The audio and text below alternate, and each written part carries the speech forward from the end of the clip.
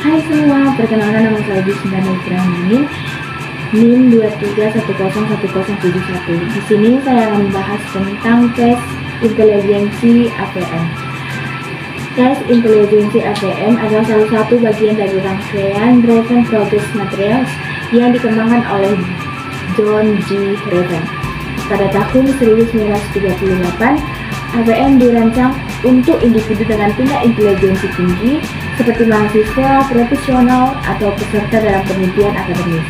Tes ini merupakan versi lanjutan dari Standar Progress Materials atau SPM dan lebih kompleks. Tes ini tetap populer hingga kini karena kemampuannya untuk mengatur kemampuan intelektual tanpa terpengaruh oleh faktor budaya atau bahasa. Teori yang mendasari tes APM berakar dari teori Spearman yang memperkenalkan konsep faktor utama kecerdasan.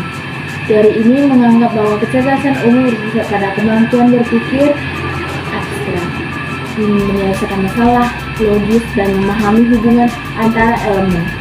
Tes ini dirancang untuk mengukur kemampuan tersebut secara murni tanpa keterlibatan keterampilan verbal atau penghamalan klinis. Tujuan dan fungsi tes APM yaitu 1. Mengukur kemampuan reasoning non-verbal, yaitu kemampuan berpikir logis dan memahami pola visual. Yang kedua, digunakan dalam seleksi dan evaluasi individu berbakat, termasuk penelitian psikologis, seleksi pembelajaran, atau evaluasi kemampuan akademis.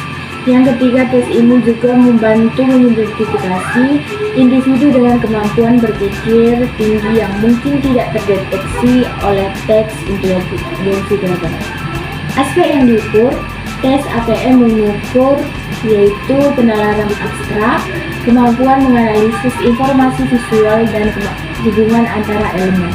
Yang kedua, kemampuan analitis, kemampuan menganalisis informasi visual dan menyelesaikan masalah. Yang ketiga, pemecahan pola logis, keterampilan dalam melengkapi elemen yang hilang dalam pola matriks. Administrasi tes APM, tes ini dilakukan dalam bentuk serangkaian pola matriks non-verbal yang semakin kompleks.